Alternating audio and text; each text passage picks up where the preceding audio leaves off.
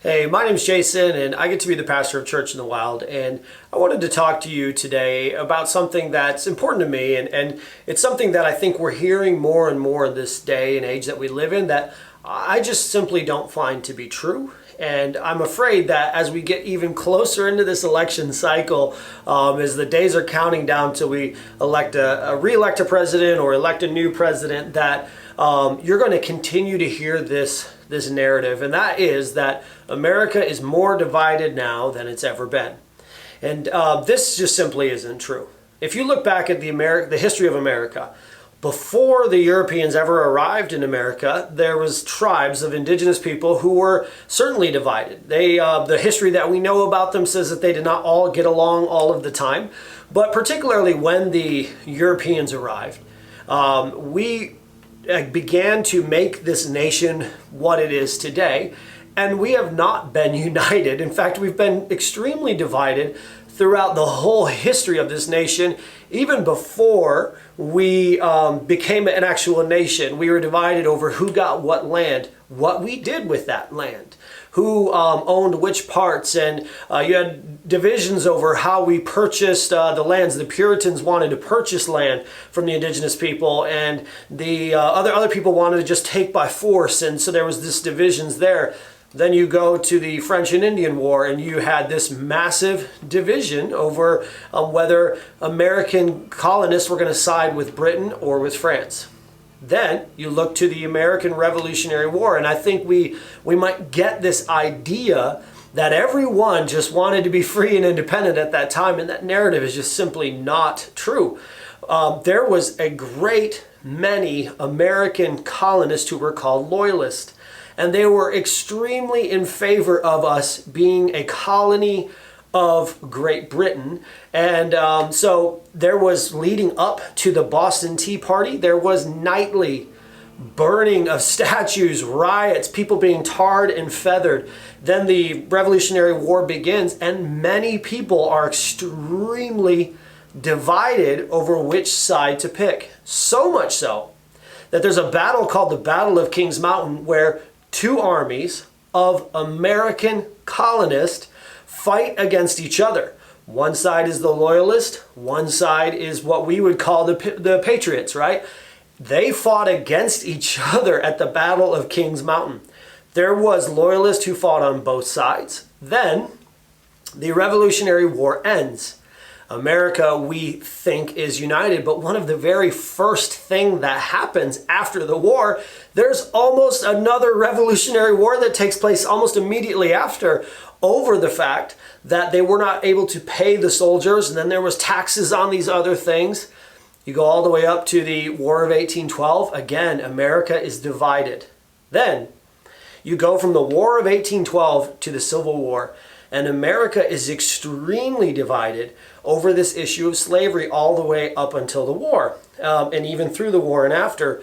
The Civil War is the culmination of almost 40 years of unrest. As people are fighting, there's division. Multiple presidents have attempted assassinations on their life throughout this, which brings us to the Civil War, and America is again extremely divided.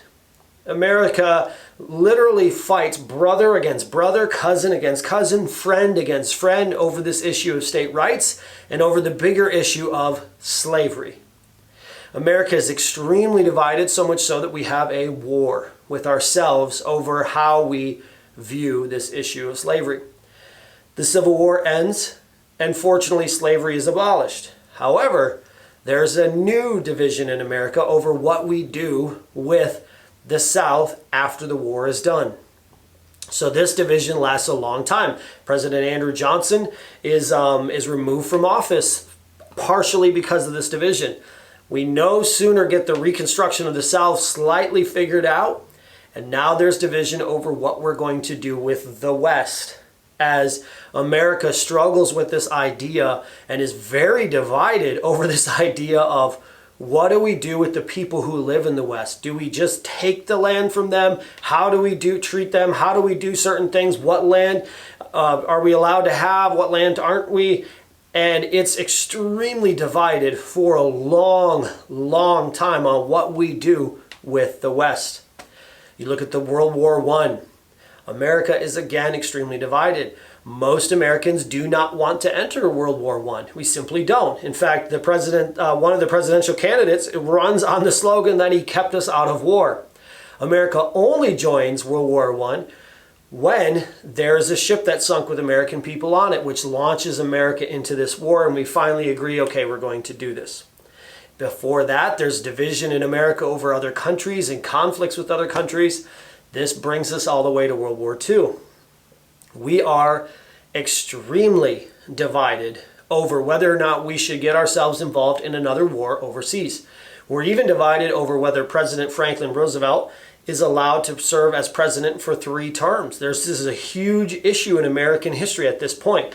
And America is extremely divided. Again, there's an attack on American soil, and that is what brings us into World War II. If not for that, we don't know what that division would have looked like or what the situation would have turned out as. We go from World War II all the way to the Korean conflict, and again, you see Americans extremely divided, so much so that a president decides to force one of America's greatest military heroes to resign because of the division of how we handle the Korean conflict. Brings us to Vietnam. Vietnam causes this amazing division in America. And before that, there's another division, or actually during this time, over civil rights. America is again divided over civil rights, and it's this huge division in America. Fast forward to the 80s, we're divided over the economy, we're divided over prices of gas, all of these different things. We go into the 90s, there's division there over certain presidencies, certain wars that occur, certain issues that occur, certain conflicts that occur. We go into the early 2000s, we're united for a very small time before we are then divided over how we fight the war on terrorism, where we fight the war on terrorism, when we fight this war, what is costing us too much, what is too drastic. We are divided over all these things. We're divided again over the next presidency, over issues during his presidency, and we're divided now over issues in the current presidency as well as certain massive social, civil issues. And then you get to 2020. And America is once again divided over certain huge issues: state rights, rights of vaccinations, the discussion over masks, all of these different things, the discussion over race, the issues, the divisions over the police reform, all of these things going on. You will hear that America is now more divided than ever, and it is painted as a picture of, well, we didn't really have division back in the day, but now we do. This is just simply not true. A quick, simple look at American history shows we've always been divided. However, what I think we are seeing right now is the division in America being politicized and publicized and monetized. And I think that's the real issue in America right now, is certain people have figured out, oh, we can use this division for our financial or our power gain. And so we can gain power, or we can gain money off of this division. So we'll simply continue to spread the narrative that we're more divided than ever and continue to gain followers, power, money, likes, clicks, all of those things. Which brings us to this interesting concept. I actually think that America, our division is what helps us be America. Our differences, our discussions, our divisions, our conflicts help us to be America. They help us to be who we are, because typically in America, we seem to have one really strong view over here, one really strong view over here, and we tend to find a good answer in the middle that helps everyone, typically. I am afraid that doesn't seem to be happening now, as we continue to be pulled apart through narratives like this narrative that we're more divided than ever. So what's the answer to this then? Well, I think that Jesus gave us the answer when he said one time that we are to love our neighbor as ourselves. And this is a very important thing. And somebody who answers in a quick, smart alecky way, says, okay, tell me who my neighbor is. Jesus then begins to tell the story that I think all America needs to hear. America needs to hear this story of the Good Samaritan, because the Good Samaritan is this story about a man who has a cultural difference and division from another man. But he sees this man wounded and injured and hurting on the side of the road. He knows this man does not agree with him on anything. This man does not like him. This man probably doesn't respect him. This man has extreme differences, and yet he treats this man with love and with compassion. He picks him up, he helps him, he heals him, he pays for his hotel room, and he goes on his way. What's fascinating to me about this story is that Jesus ends the story there. He doesn't say the two of them become best friends and all their divisions and all their differences are suddenly healed and everything's okay. He ends with the narrative that they probably still don't get along over certain hot topics of their day. And I think that this is the answer for us.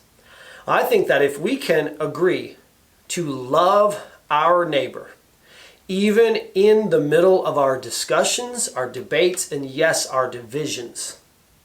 And I believe that if we can treat each other with the love of Christ in those moments, that will help us move forward through this very divided time. I think we should have the differences. We should have the discussions. We should have the divisions, because I think that moves us forward. But we should also love those who we don't agree with. We should help those we don't agree with. We shouldn't cut them off forever. So your Thanksgiving dinner is coming. You're probably going to sit down with somebody who disagrees with you. That disagreement is okay, but love them. Be kind to them. Be courteous to them. Be respectful to them. Be gentle to them. Heal them when they're hurting. Fix them when they're broken. Be generous to them when they're needy. Love your neighbor. Jesus gave our nation, America, this great answer to this problem of our day. What do we do when we're divided? The answer is simple. We love our neighbor like ourselves.